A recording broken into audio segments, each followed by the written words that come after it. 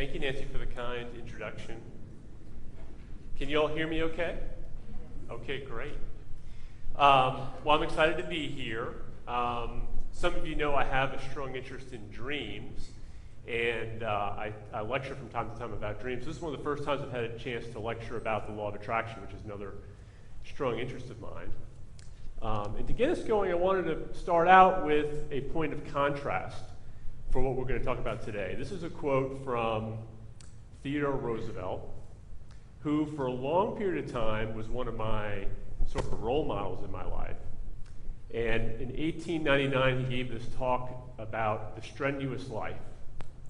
He said he wished to preach not the doctrine of ignoble ease, but the doctrine of the strenuous life, the life of toil and effort, of labor and strife, to preach that the highest form of success comes not to the man who desires mere easy peace, but to the man who does not shrink from danger, from hardship, or from bitter toil, and who out of these wins the splendid ultimate triumph. And I bring this up as a starting point because I think the underlying beliefs in this statement from Theodore Roosevelt, it governs a big part of my life. I've been shifting away from it, but this idea of having to live a strenuous life is something that I was sort of in my DNA from the American work ethic, growing up, what you're taught as a kid about how to succeed in life. And today I want to try to contrast that with a different perspective. Now, I don't want to throw out Teddy Roosevelt's advice here because he's a model of masculine energy. He's a model of taking action in your life to achieve changes in your life. And that's not a bad thing, except when it gets out of balance. And what it ought to be balanced with is another idea. And that's the idea of synchronicity. Synchronicity, you can think of as a feminine principle that counters or balances out with the strenuous life principle. Synchronicity says that the way things unfold in life is not always as it seems. The Teddy Roosevelt philosophy is saying there's a cause and effect. If you want to dig a hole, you better get a shovel and dig it, right? But synchronicity says there's something else going on with the way the universe is structured. Something that's a little bit less logical. And the great psychologist Carl Jung coined the phrase synchronicity. And he was talking about acausal combinations of events. These are events that are not strictly related to traditional ideas of cause and effect. He said, it cannot be a question of cause and effect, but of a falling together in time, a kind of simultaneity. Because of his quality of simultaneity, I have picked the term synchronicity to designate a hypothetical factor equal in rank to causality as a principle of explanation. And, there's lots of different ideas about what synchronicity means. I'm not necessarily tied to Carl Jung's definition of it. These are 3 books that are excellent books about synchronicity if you want to read further. Sidewalk Oracles by Robert Moss, Conversations with the Universe by Simran Singh, as many of you know Simran's a local Charlestonian,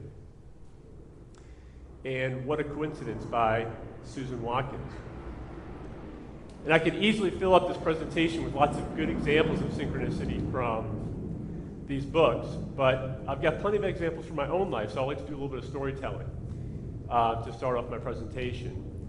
And you might be thinking at this point, well, I thought the title of this talk was The Law of Attraction, and here you are talking about synchronicity. And the reason for that is synchronicity and law of attraction are tied together very closely. And also synchronicity is something that people have experienced in their daily life more frequently or that they can relate to. And I would jokingly say that synchronicity is a gateway drug. If I can get you hooked on to the idea that synchronicity is real and that life is not strictly cause and effect as Teddy Roosevelt describes to us, then maybe we can open up into a further exploration about how the universe really works. And that's where we really dive more into the law of attraction more in the second half of my presentation. So let's jump in and just give you a few examples of how I've seen synchronicity unfold in my life. A few years ago, I picked up my cousin for lunch. He no longer lives here, but at the time, we would get together for lunch on most Sundays. And I picked him up at his apartment, and I'm driving around Mount Pleasant. And I asked him, how did his week go? And he reminded me that he started taking singing lessons. And when he said that, I said, oh yeah, what songs are you learning? And the first one he mentioned was Hello by Lionel Richie. And within 5 to 10 seconds after he had said that, we pulled up at a stop sign, and I saw this sticker. It was Hello with Lionel Richie's face. And I was just blown away. I didn't take this picture at the time, but when I started to write my website, I went back. I knew where the stop sign was. I went back there and I snapped this photo. Because I think it's fun to have some physical evidence of your synchronicities. It makes it easier to tell your story to other people. I started a dream journal back in 2011. And shortly after that, I started to encounter these synchronicity experiences more frequently. And I decided to add into my dream journal different notations that I call coincidence notes or synchronicity notes. And it's an amazing practice, and I really want to encourage you to think about doing it if you keep a journal, is to add these little synchronicity events. Because when you go back and read them later, you can be amazed at how many of them happen to you. Now, I'm curious too with the hello thing, because who's saying hello to me here? Is it Lionel Richie or is it something else, you know? I've got to make a confession here that I'm a little bit of a nerd.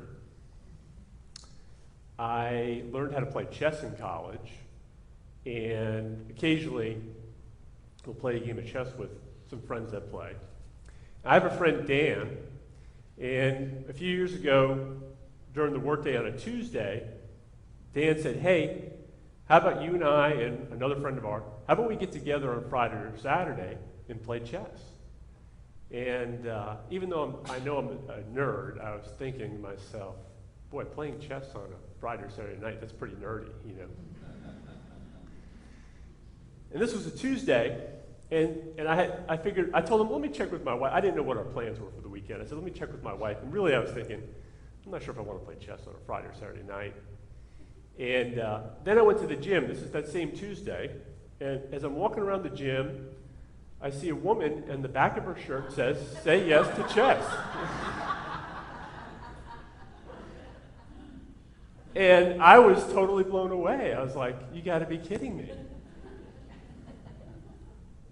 And when I was getting ready to do this presentation, of course, I didn't follow the woman around and take a picture of the back of her shirt. You know, that would have been pretty weird.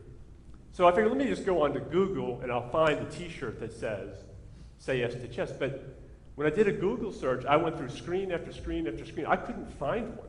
That's how rare it is to run into someone that has a chess shirt that says, say yes to chess. I had to go over to Bing and go and do search, and after digging quite a bit on the internet, I finally got this photo that I could use for my presentation.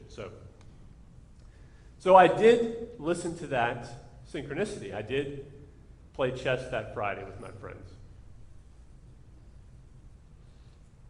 This is a real interesting experience I had that actually ties into something going on here at Unity Church. So this is a dream I had in 2014. You see, I left out some of the notes that were not relevant.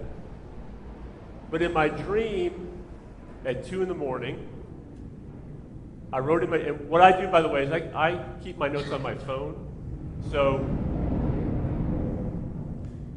I'll wake up in the middle of the night and I'll tap my notes into the Notepad app on my phone. And then usually later in the day, I'll reorganize them and paste them into my computer. But at 2 in the morning, I wrote this. I see visuals of some buildings that are under construction. One is a new church that has an unusual design. And I wrote domed roof, but some tiers to it, question mark, because I thought it was sort of a funky design, a domed roof with some tiers to it. And that morning I got up after having put this in my notes, I went downstairs, I got the newspaper, and I'm flipping through the newspaper. In the front section of the Post and Courier, there's a picture of this building. And as soon as I saw it, I immediately thought of my dreams. It's a church, and it's a domed roof with tiers to it, different levels. You see them there. And I wasn't actually planning to put this in my presentation for this talk when I first put it together, because this is a pretty cool synchronicity, but it's not my greatest synchronicity. And then something else happened. Oh, by the way, that building, does anyone know what that building is? Yeah. It's in Chicago. Chicago, yeah. The Baha'i, exactly, it's the Baha'i Temple in Wilmette, Illinois. And when I saw this article in the newspaper, I had no familiarity with the Baha'i. And then as I was getting ready to do this presentation, I get an email from the Charleston Spiritual Network a couple weeks ago that Unity of Charleston is excited and honored to help the Baha'i community celebrate their 200th anniversary at Unity Church. Mm-hmm. And then when I walked in here today, there was the Baha'i star.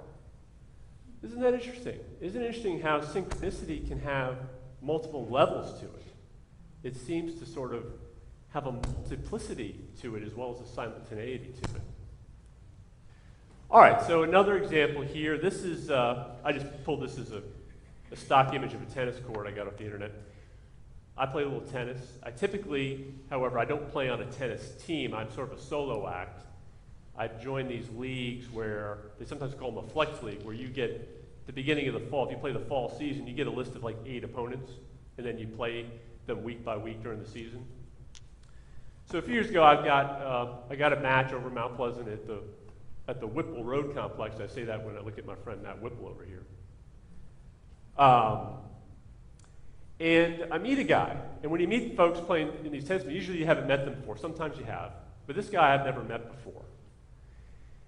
And we start talking, and we're making some small talk, and something interesting unfolds. He says to me, I tell him I work in real estate. He said, I know somebody who works in real estate, Ben. I said, Ben, do you cook? He said, yeah. And then I said, well, I used to be neighbors with him. And on this map, the white mark is my old house. I sold that in 2007. And this neighbor, our common friend, lives immediately to the left at the time. And then we have sort of a, I said, well, you're neighbors with him? You were neighbors? I said, well, where was he living when you were neighbors with him? And then he says, Sea Island Crossing. So that's where I lived when I was neighbors with him. What house did you live in? And he lives in my house. My old house. And then we realized that he bought the house from me. And I didn't meet him at the closing because one of those things where I signed the paperwork separately. So this was, again, this is sort of, to me, a good synchronicity, but it's not a great synchronicity. It's pretty cool. It's a small world in Mount Pleasant. We can meet each other like this. But then something really weird happened. I finished the tennis match, and I had some time to kill because I placed some takeout order to pick up some food before I went home.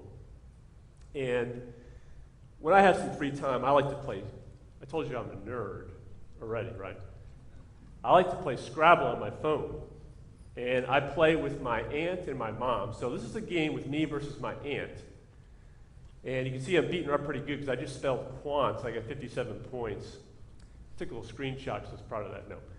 I took the screenshot because after I spelled my word quants, they gave me new letters, and my new letters were N-E-I-G-H-B-O. Neighbor. Is that pretty wild? What are the odds of that, right? This is a tourist spot in Switzerland. On the left, that's a picture of my wife, Ann, and I. And Schilthorn is basically a really cool sort of place where you can get to see most of the tallest mountain peaks in the Swiss Alps. And we did a vacation there in 2015. And one quirky thing about this place is that they have a little exhibit because there was a James Bond movie that was shot there in the 1960s. And the movie starred Telly Savalas as the villain. No big deal, right? And we get back from our trip, and a couple months later, after we get back, we're having dinner with my in-laws, my wife's father and his wife. And somehow or another, we get talking about James Bond movies. And I mentioned when we were in Switzerland that we saw this exhibit. And I tell them how Telly Savalas was the villain in the movie. And they actually, at the exhibit, they actually have the video feed rolling, so you can actually watch the movie while you're there, or bits and pieces of it. And we finished dinner, I go home, and my cousin had called me, same one from the Lionel Richie coincidence. And so I gave him a call back, and I said, hey, what you been up to? He says, oh, I watched that movie Annie from the 1980s. I said, Annie? I said, the one with Telly Savalas? He said, yeah. Now, earlier in the day, when I had that conversation with my in-laws, I had this thought about, hey, wasn't it really cool when I was a kid that we actually met Telly Savalas at a diner one time? Because he was a big star in the 80s, you know. He was Kojak. And so when he says that to me, I say, Telly Savalas. And then he adds, hey, do you remember that time in the diner when we were kids when we met Telly Savalas? And it was this weird, like, how is it possible that I haven't had a conversation about Telly Savalas in 20 years, and now I'm having two of them on the same night? So I wanted to bring you something really fresh in terms of synchronicity. Nancy, could you do me a favor and hold this up for a minute? It's a little bit heavy, just so everybody can see it. I wanted to show off that I own a Picasso. Now, it's actually just a Picasso print that I acquired this week. I acquired this print on Wednesday, and it was, thank you, I think we can put it there because now it's on the screen. Thank you, Nancy. Because I was exchanging text with Tish Voigt from Bliss Spiritual Co-op, who's the executive director there. And she knows I'm interested in dreams, and this piece by Picasso is called The Dream. And she was texting me, hey, we're having the yard sale, for $5 you can have this Picasso. And so we started having this running joke about the Picasso that I was going to acquire. And she said she'd hold it for me, and then on Wednesday night, I was over teaching a class at Bliss, and I did the transaction. I paid for my Picasso and took it home with me. And then I got home. Now, I've already confessed, again, I'm a nerd, so I had to look on Wikipedia to get the history of the dream. So I look up the Wikipedia history of it, and it turns out that this model in the picture is the mistress of Picasso. She's 30 years younger than, I think he's in his 50s at the time. She's like 22. And there's some interesting elements of it. There's some sort of hidden sexual imagery, some of it more overt. That was in the Wikipedia entry.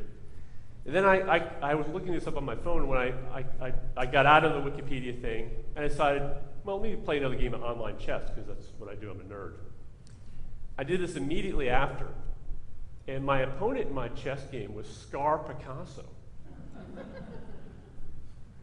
And I was so shocked that now I'm into capturing my synchronicities. And this is a 1-minute game. We each have 1 minute, speed chess. And I'm at the bottom. So 4 seconds into my game, I took the picture of it. That's how quickly I recognized that I was in a pretty cool synchronicity.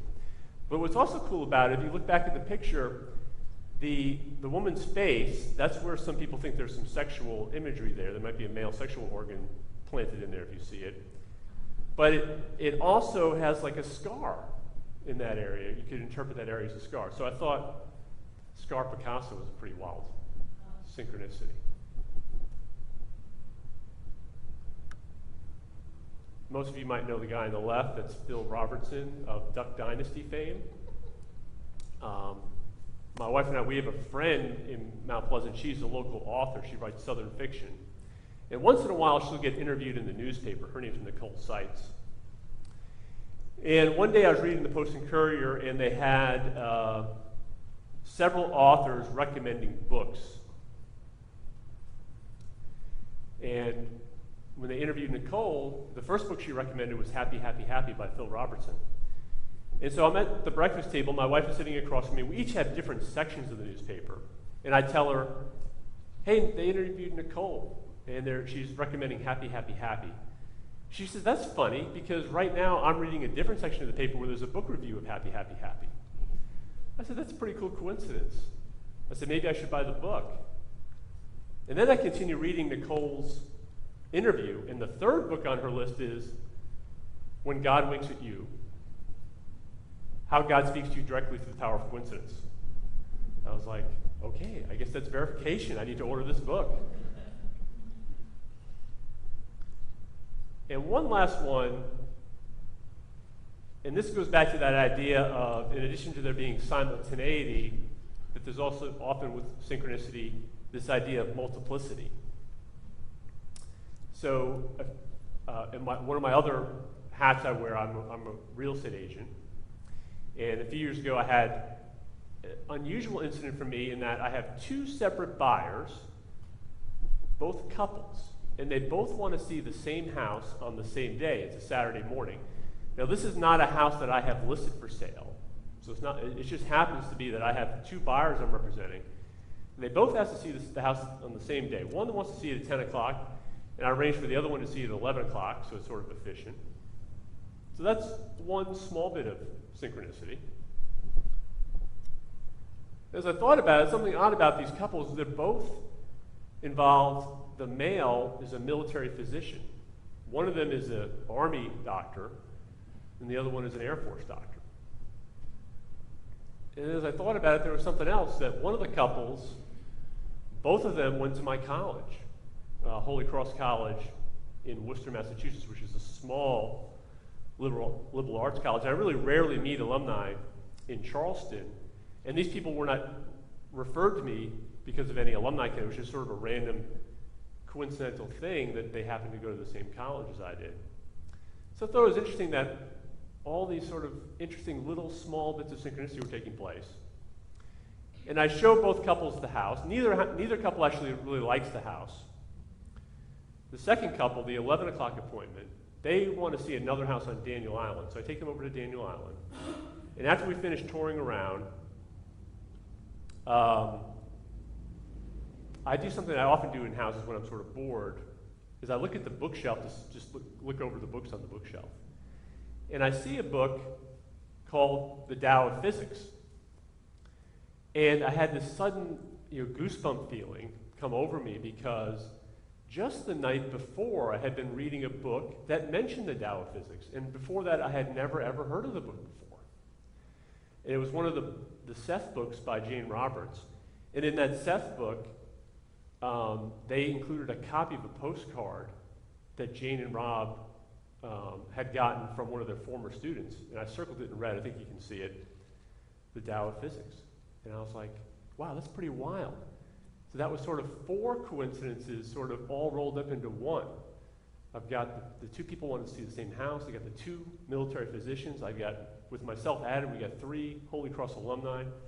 And I've got these 2 references to the Tao of Physics. So I did, like I did with Happy, Happy, Happy, I did order myself a copy of the Tao of Physics. So that's sort of a rolling introduction to synchronicity. And we could go on and on and on because I've got lots more examples, but I don't want to overwhelm you all with nothing but examples of synchronicity. I want to try to put this all into a little bit of a theoretical framework and tie it in with the idea of the law of attraction. So what is the law of attraction? When I first heard of it, I think I first heard of it when that book, The Secret, came out, and I had never really heard of it before. And I'll be honest, when I first listened, I listened to an audiobook of The Secret, and I wasn't really that jazzed by it. I mean, some people love it, and it didn't really do it for me at the time. And I guess there are so many different approaches to it, to law of attraction. Some of them resonate with me more than others. I like the idea of the law of attraction being tied to what some other metaphysical teachers talk about as the law of reflection. The law of reflection is saying that there's some element of mirroring going on at multiple levels of our life. And so I want to talk about that theory as sort of a primary driver. And I'm going to draw upon some different teachers of law of attraction that teach that idea. One of them is Esther Hicks. Some of you may be familiar with her work.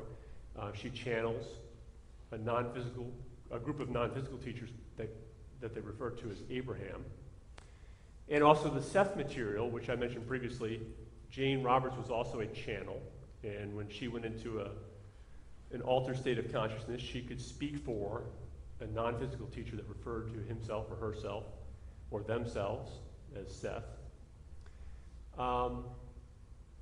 So I've structured this chart with 3 levels of mirroring or reflection, and this is obviously an oversimplification. It's not intended to be, this is the way the universe works, I know it and you don't. It's intended to be, this is just one framework of many thousands of frameworks that we could use to think about these ideas. So the first level of manifestation that has sort of a mirroring quality that these teachers talk about is the idea of emotion. Moment by moment emotion. How are you feeling in any given moment? And this is something that's really stressed by the Abraham material. The idea that in the moment you always have guidance from your inner self. And that guidance comes to you in the form of an emotional feeling in your body. And it's an immediate thing. So every moment by moment, if you change your thoughts about something, and if you pick a thought that feels better, you might start to feel better in your body. And that's an indication that your new thought is closer to how your inner self or your soul thinks about the situation. When you feel negative emotion in your body, if you start to feel feelings of anxiety or worthlessness, then you're starting to think about the situation in a way that's different from how your inner self thinks about it. So when the Abraham idea of law of attraction, it starts with this emotional feeling as the core idea. They tend to think, and this is sort of my little criticism of The Secret book, was it was really focused on the outer, manifesting things in the physical world. And there's certainly that involved with law of attraction. But the real strong foundation for it is thinking about it in terms of the emotional part of it. And they encourage us to start taking pleasure from our inner reality. They say most of us are approaching this backwards. We're saying, oh, I want such and such manifestation, and we get focused on the outer manifestation. But they teach us that the whole reason why we're playing this game in physical reality of creating things is to gain experience with the flow of energy. That it's our imagination, it's the energy flowing through our body. That's what life is. And the manifestation part of it, the physical manifestation part of it, is sort of secondary to that. So another way to think of this is just a metaphor. If you have a pipeline that connects you with your inner self, that you always have your hands on the valve. You can constrict that flow of energy, or you can open that flow of energy. And when you open that flow of energy from your inner self, you feel better. And when you constrict that flow of energy, you feel worse. And we always have our hands on the control because we are always the ones choosing our thoughts. And when you choose a thought that feels better, you're opening that flow of energy between you and your inner self. And if a pipeline is not a really spiritual image for you, maybe you like this one better. This is an image of the chakra system, which I didn't understand at first when I first started reading about it, but over the years, as I've practiced a little bit of meditation, I've started to feel these energy centers in my body, and that's another indication for us that the pipeline is open. When you feel that flow of energy coming up and down your body, you know you're connected. When you're thinking thoughts about, if you think about a situation that you're self-critical, you feel worthless, you're usually not going to feel this sense of connection. It's only when you start drifting toward the way your inner self looks at things, in relaxing your body and your mind, that you can feel this energy. So, in New Age circles, we talk a lot about thoughts having creative power. And one of the things and Abraham certainly endorses that idea, but we can get into a little bit of state of self-criticism if we follow it too hard, when we say, oh, I'm thinking this and I miscreated that. And it gets real hard to track every moment what you might be thinking. So they say, rather than trying to monitor your thoughts, an easier thing to do is simply pay attention to how you're feeling. For if you should choose a thought that is not in harmony with the way that your broader, older, wiser, loving inner being part of you sees it, you will feel the discord. And then you can easily redirect your thought to something that feels better and therefore serves you better. So in this metaphor, you could think of this emotional guidance system that we have as being similar to the nervous system of our physical body. When you touch a hot stove, you're glad you have a nervous system because it tells you to pull your hand away from the stove. And Abraham says the emotional guidance system is very similar to the guidance of our nervous system. If you're focused on negative thoughts and you're constricting the flow of energy from your inner self, then you sort of want to have some way of knowing about that. And the way you'll know about it is because you won't feel as good. And then when you open up that valve, when you redirect your thoughts toward things that are more in alignment with how your inner being looks at it, you'll feel better. So what can we do to, as a practical thing, what can we do to open ourselves up to this flow of energy? One of the things that Abraham recommends is, in the morning, really taking pleasure with the new day. They call this basking. When you go to sleep at night, your body basically does a reset. And you've broken the chain of continuity. If prior to going to bed you had a stressful day and a lot on your mind, when you first wake up, you'll feel refreshed, and you have an opportunity to extend that. Now, we have a habit in our culture, we set the alarm clock, and then very quickly we start thinking about all the things on our to-do list that we got to get done, and we'll take this refreshed sense of energy we have and just throw it away and just go back to our normal feeling of stress and anxiety. But any practice that gives you a sense of relaxed concentration is good it's a way to open that valve. It's a way to open that flow of your chakras in your body. Well, what about the fact that you got to go to work, right? Well, we have a habit in our culture of overworking ourselves, of taking on too many projects, and often we are working in a highly disorganized way.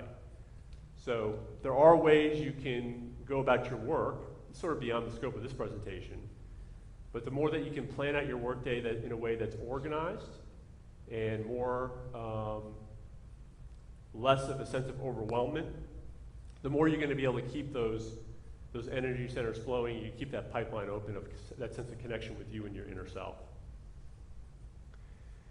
And why is this important? Why is it important to feel good? Because Abraham teaches us that the law of attraction is like a giant magnifying glass shining upon you. Whatever you are feeling, the universe is making more of it for you. So if your dominant vibration is stress and anxiety, and that's the vibration that you're pulsing out, then you're going to be given more and more experiences of stress and anxiety.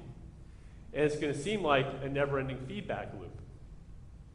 Whereas if you can choose to cultivate a state of consciousness that is closer to a state of relaxed concentration, then your days can be smoother, your days can be easier.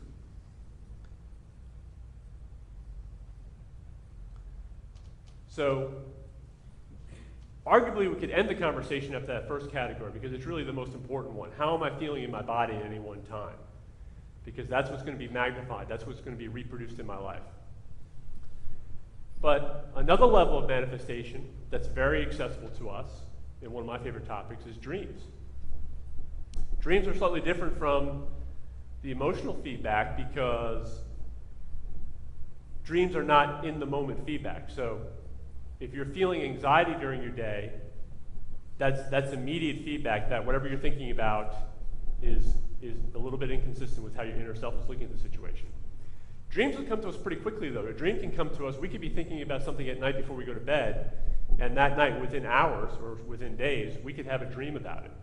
And the dream works like a mirror, just like the emotions work as a mirror.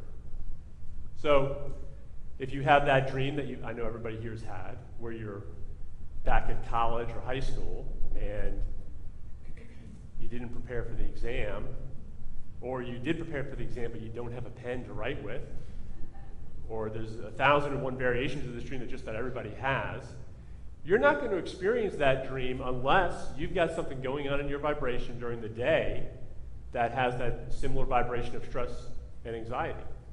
So dreams come to us primarily as a sense of reflection of what's going on within us. And often it comes to us as an exaggeration, as a cartoon-like exaggeration of what we have going on, because we're not always seeing it in our daily life, and by getting an exaggerated expression of it, sometimes in the form of a nightmare, it's easier for us to see. But it is always intended to serve us. The dream is always intended to come to us in the service of our health and wholeness. And the nightmare scenarios are usually happening because we're not listening to our emotional guidance during the day.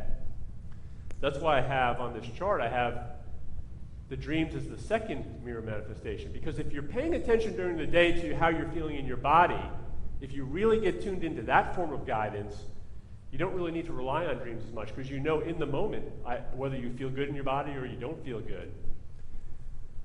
But if we're consistently ignoring that advice, that guidance, the inner self, the soul, is reaching out to us with another form of communication, saying, hey, you're not paying attention to your emotion. How about I give you a nightmare? Maybe that'll help you see the situation more clearly.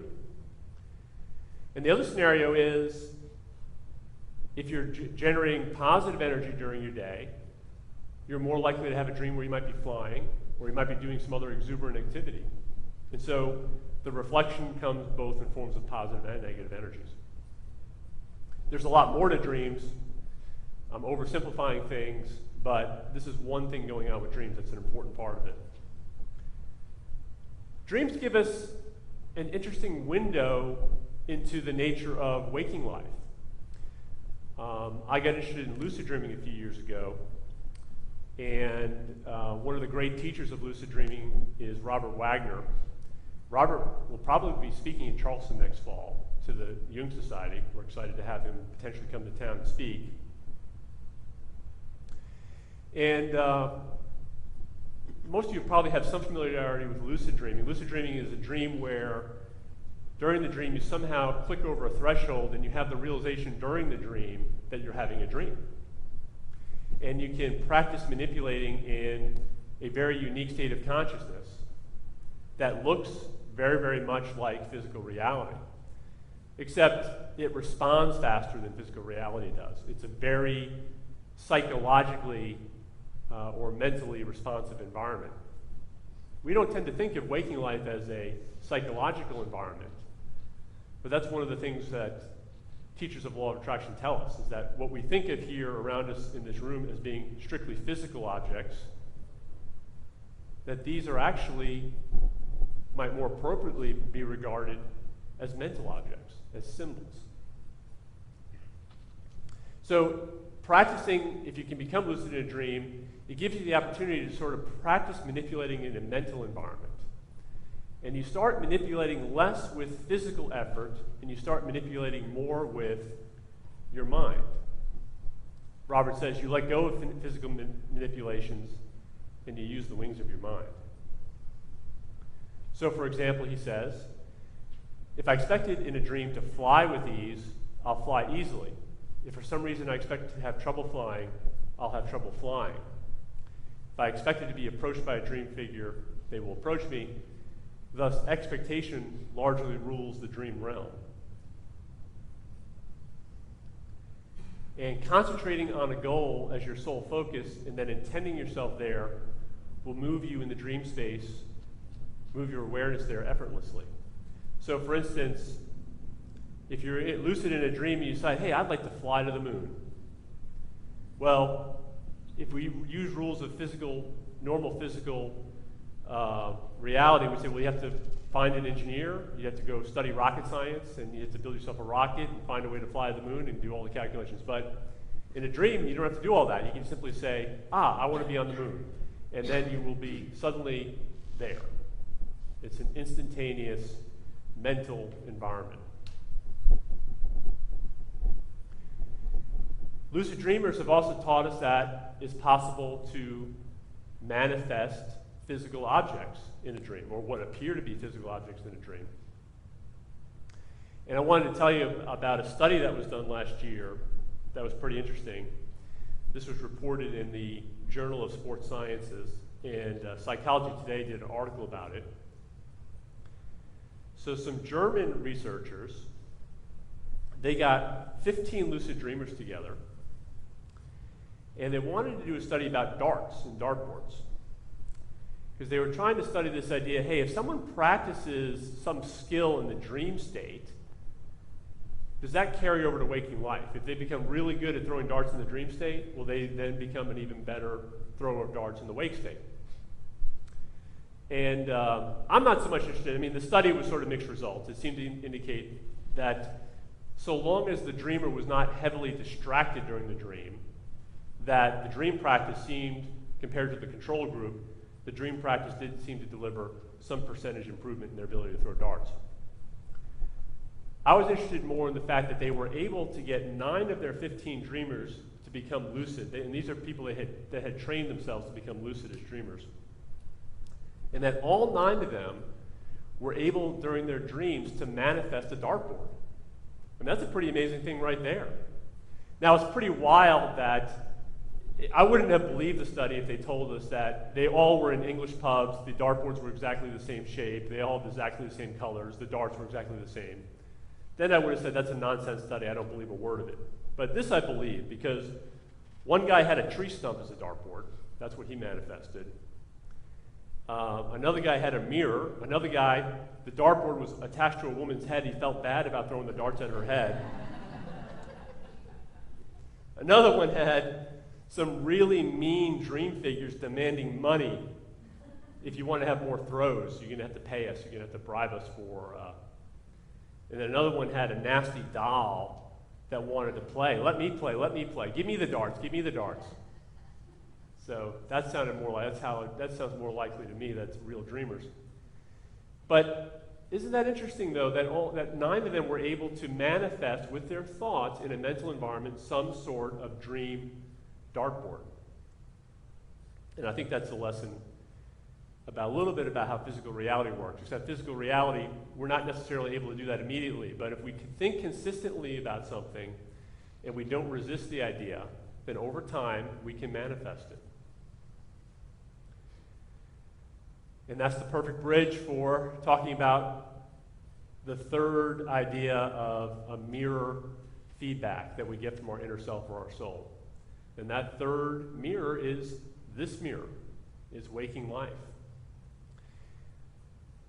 Whereas the emotional feedback comes to us in the moment, and the dream feedback can come to us within hours or days, the physical reality feedback usually works slower than that. Although synchronicity incidents, like the ones I described earlier, once in a while, the feedback will happen instantaneously. Like I get that Scrabble board that says neighbor, after just talking about someone, about a common neighbor. So once in a while, I think of them as little clues we get. They're little hints that are sort of telling us, hey, you're actually on a stage, there's actually people behind the scenes that are really running the show here, creating this environment, and you're having the fun job of being on the field of play or on the stage. So this is sort of, you can think of this, if you're not really open to this idea, you can think of it just as a hypothesis. And for me, that's what it was. I didn't really, when I first got into spiritual books, this was not something that I was really interested in. And I read this book by Sanaya Roman. She's also a channeler. She channels an entity that refers to itself as Orin. And toward the beginning of the book, I read this paragraph, and they said, most of you are aware that peace comes from your inner world, and that the outer world is a symbolic reflection of that which is within. And as I thought about that, I said, I don't know that I'm aware of that. Maybe I should think about that a little more. And that got me going down this path where I started to really explore this hypothesis. Could it be that the outer world that I live in is a symbolic reflection of what's going on inside of me? So certainly the Abraham Hicks material, one of the things that it's about is exploring this very idea about physical reality serving us as a reflection of what we got going on within us. So they tell this story. It's a conversation between Jerry and Esther Hicks.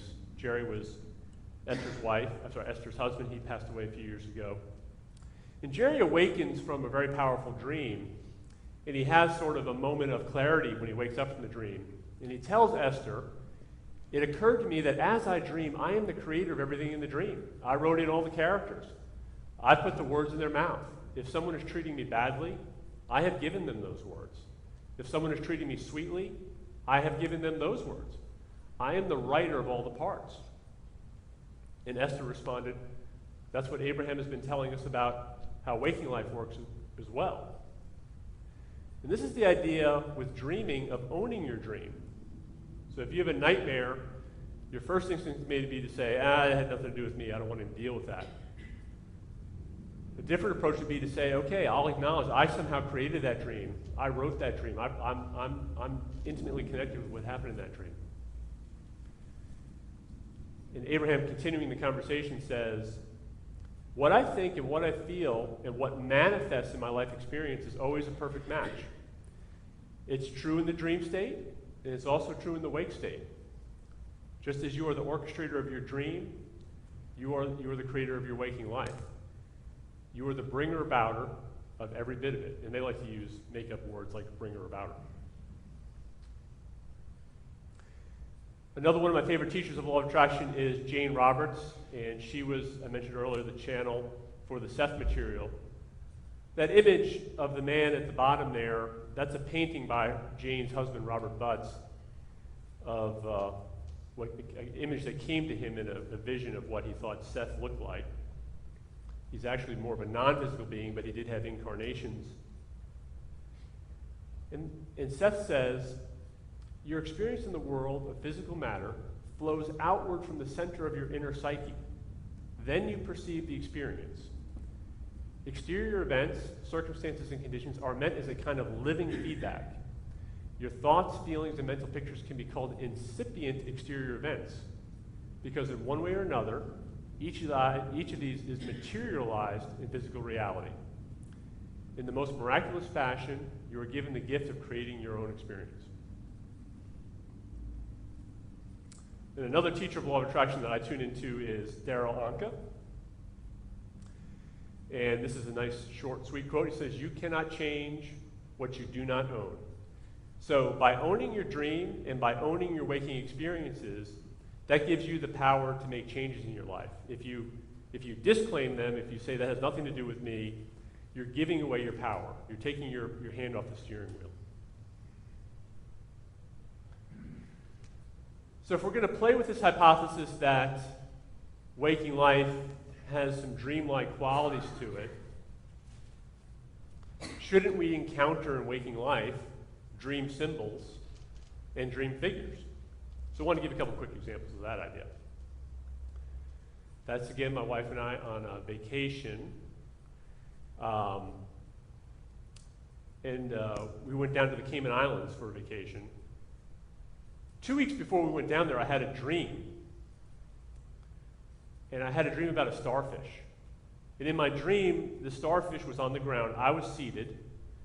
And I found this picture after searching for a while. I wanted to find a picture of a star that's standing on two star tips, because that's what it was in my dream. It was standing up on two star tips, and it was trying to jump. It wanted to jump up on my lap, like a dog or a cat wanted to jump up on me. And I was like, at the time, I was like, in the dream, I was like, whoa, whoa, whoa, whoa, I don't want this starfish jumping up on my lap. I sort of blocked it. And I put it in my journal, and I thought, I don't know what the heck that's about. It's a starfish that wants to jump on my lap. But 2 weeks later, we're down on our vacation, and we're doing this, this safari, jet ski safari trip, and the tour guide takes us around to a mangrove wetlands area. He jumps out of his jet ski, he goes to the bottom of the water, he pulls up 5 or 6 giant starfish, and he gives us each a starfish. And I'm handed, it's just about the size you see in the picture, I'm handed the starfish on my lap on my jet ski. And I'm like, oh my God, it's my dream come true. The starfish has jumped on my lap. So if I didn't pay attention to the starfish dream, and I honestly didn't really pay attention to it, now I've got the dream figure, or the dream animal, on my physical reality lap. And it definitely caused me to think more carefully about what this might be about. And I think overall it's a positive dream image. It was, the guide actually said to us, he showed us a starfish that had one of its star tips had been eaten by a big fish, but had started to regenerate its point. And so I think starfish can represent regeneration and the power of maybe taking a vacation, like we were doing, and how that can regenerate your energy. Maybe it was something I was in need of, and the starfish represented maybe you need to take a break and regenerate your energy. This is a rental property in Mount Pleasant that I've been involved with for about 15 years. There are a couple different units over there. They're one-bedroom apartments. And a few years ago, I had a tenant that was, let's say, challenging. We struck a deal because he said he was handy and the interior needed some work, and he would take care of all that interior repair. In exchange, I gave him several months of free rent. And then he didn't do any of the repairs he said he was going to do. And then he had a side business where he was repairing boats. And he kept pulling up boats, and he started storing all kinds of junk on the outside of the unit. It started to look like a junkyard over there. And all of that, of course, was in violation of the lease. And one day I drove by the buildings, and there was another boat out there, and I just felt this anger rise up within me. And I'm usually a pretty calm guy, but I was like, this is the last straw with this guy, you know. And I go right over there, and I knock on the door and talk to him in the front yard. And he's adamantly defending his position. And if I was paying attention to my emotional guidance, I would have known right away that this anger, all this, that I was pretty well disconnected from my inner self on how I was thinking about this guy and this property. But he said to me, you know what? I got something else I want to talk to you about. There's a hornet's nest over here in the bushes. And he takes me over to the bushes, and he shows me the hornet's nest. And there's hornets buzzing around it. And when I saw the hornet's nest, it finally got through to me. I said, oh. This irritation, this annoyance that this guy represents, here it is magnified. It's in my face, right? And it was like a moment of lucidity for me. I was like, oh, I've created this mess. And I just keep fighting against it. And I started to think about what were my dominant emotions and dominant thoughts about that property. It was dealing with tenant collection, money collection issues. Property taxes were high. I kept having lots of repair bills. There's just a headache. Like, I had, my dominant vibration about that rental property was one of irritation and annoyance. Then I suddenly appreciated this guy. He's a dream figure. All his antics, he's simply reflecting back to me what I've got going on inside of myself about this property.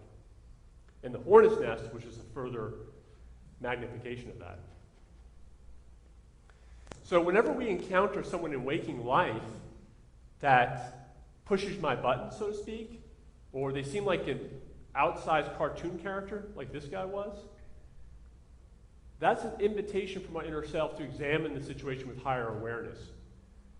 To think about what emotion is rising up within me when I deal with this person. Where else do I have that emotion coming into my life? And would it serve me to make some changes about how I'm thinking about the situation or dealing with the situation? It should lead us to ask, on this particular issue that I'm involved with this person, is my pipeline of energy with my inner self open, or is it constricted?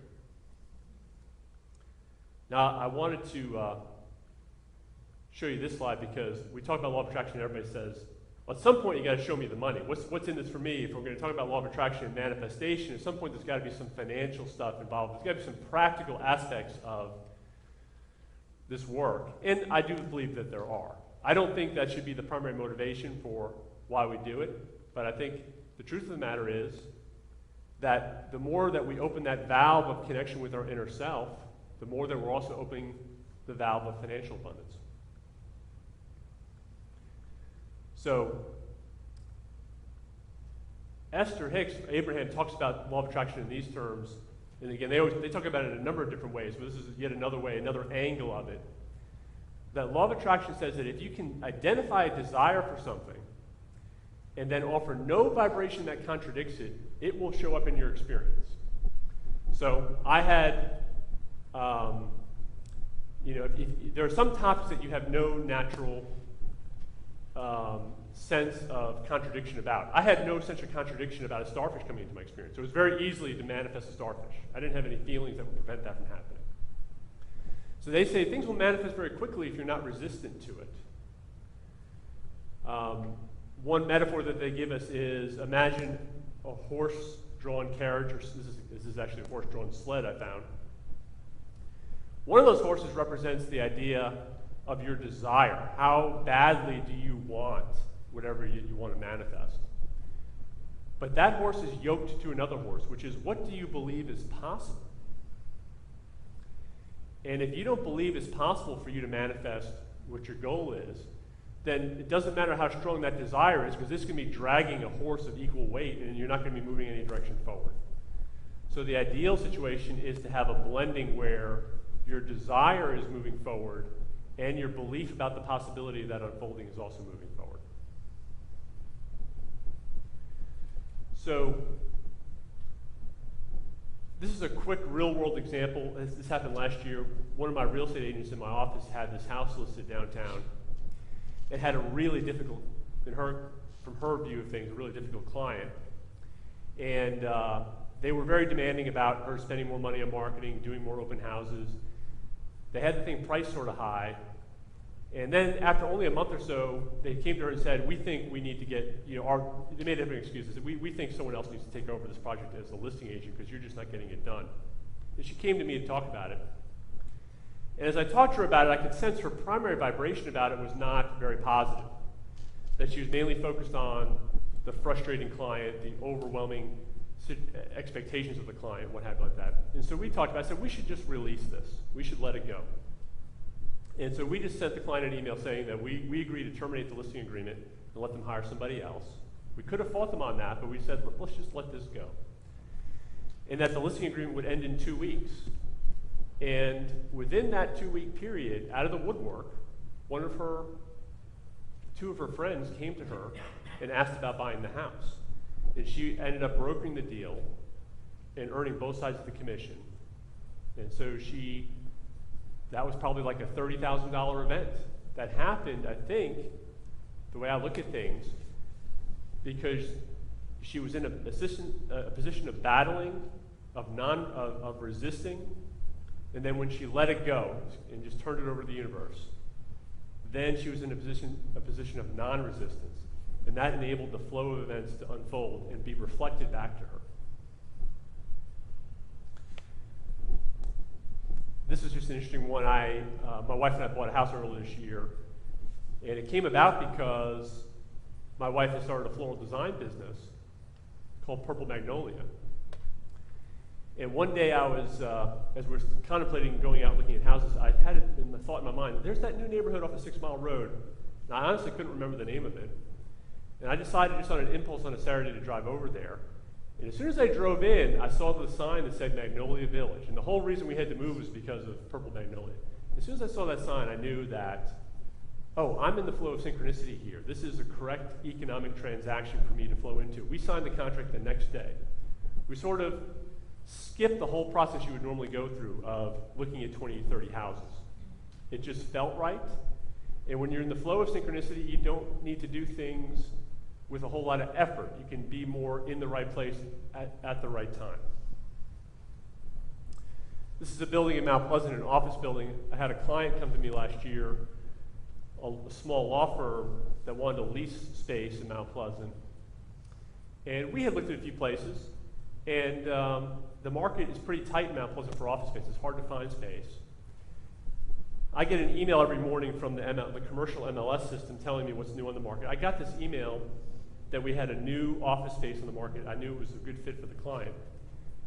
It was a weekday, and I think it was a Thursday. I called him up. I said, I think we should go look at this today before someone gets it. I said, it's over on Wingo Way.